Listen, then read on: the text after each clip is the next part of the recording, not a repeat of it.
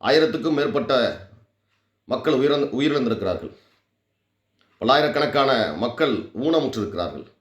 இந்த காலவரையற்ற உண்ணாவிரதத்தின் மூலமாக தீரவில்லை என்றால் அதற்காக எத்தனை நாளானாலும் அந்த உண்ணாவிரதத்தை தொடர்வது, சிறை சென்றாலும் தொடர்வது என்ற முடிவை இந்திய கம்யூனிஸ்ட் கட்சி எடுத்திருக்கிறது. அனைவருக்கும் வணக்கம். நான் ராஜ்குமார், திருச்சியிலேருந்து. பழைய விஷயத்தை தான் பேச போகிறேன்.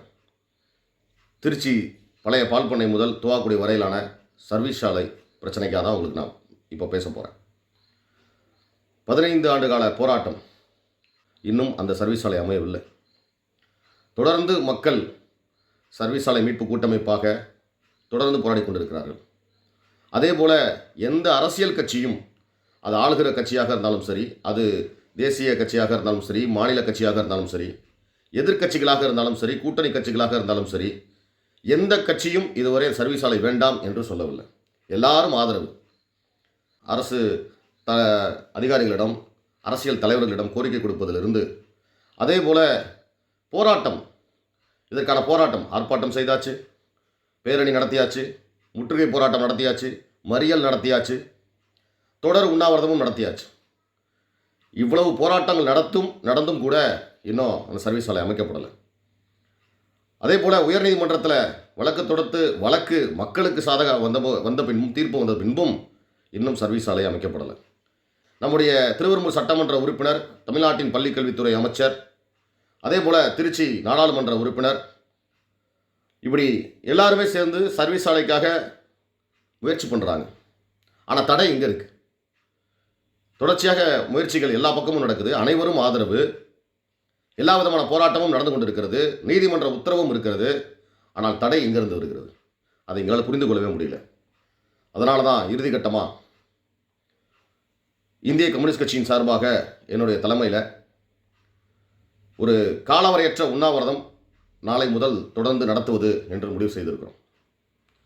நான் மட்டுமல்ல, என்னோடு தோழர்கள் உடனிருந்து கூட்டாக இந்த காலவரையற்ற உண்ணாவிரதத்தை செய்ய இருக்கிறோம். இதுக்கு நீங்களெல்லாம் இந்த கோரிக்கை வெல்வதற்கு பெரிய ஆதரவை தர வேண்டும். மாணவர்கள், கல்லூரி மாணவர்கள், இளைஞர்கள், பொதுமக்கள், இப்படி அனைவரும் இந்த சாலையை பயன்படுத்திகிட்டு இருக்கோம். அன்றாட மரணங்கள் நிகழ்ந்து கொண்டே இருக்கிறது. 1000க்கும் மேற்பட்ட மக்கள் உயிரிழந்திருக்கிறார்கள். பல்லாயிரக்கணக்கான மக்கள் ஊனமுற்றிருக்கிறார்கள்.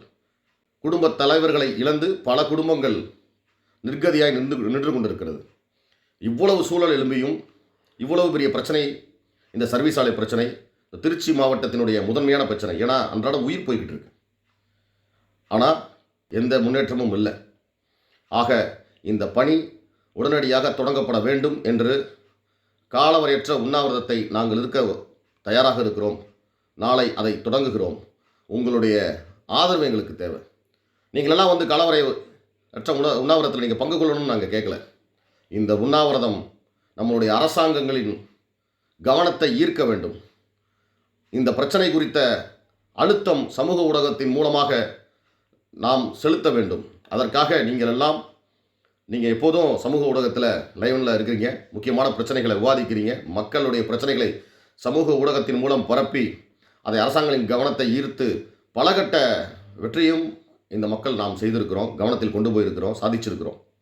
அப்படியாக இந்த சர்வீஸ் சாலை பிரச்சனையையும் நீங்கள் கொண்டு போகணும். லட்சக்கணக்கான மக்கள் இந்த சாலையை பயன்படுத்தி கொண்டிருக்கக்கூடிய இந்த பிரச்சனை, இது நிச்சயம் இந்த காலவரையற்ற உண்ணாவிரதத்தின் மூலமாக தீரவில்லை என்றால் அதற்காக எத்தனை நாளானாலும் அந்த உண்ணாவிரதத்தை தொடர்வது, சிறை சென்றாலும் தொடர்வது என்ற முடிவை இந்திய கம்யூனிஸ்ட் கட்சி எடுத்திருக்கிறது. இதில் எந்த கட்சி எந்த விஷயங்கிறதெல்லாம் பார்க்க வேண்டாம். இது மக்களுக்கான பிரச்சனை.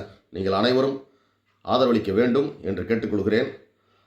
உங்களுடைய இன்ஸ்டாகிராம், ஃபேஸ்புக், ட்விட்டர், வாட்ஸ்அப், இப்படியாக அந்த போராட்டத்தின் அத்தனை விடயங்களையும் கோரிக்கைகளையும் நீங்கள் கடத்தி செல்ல வேண்டும்.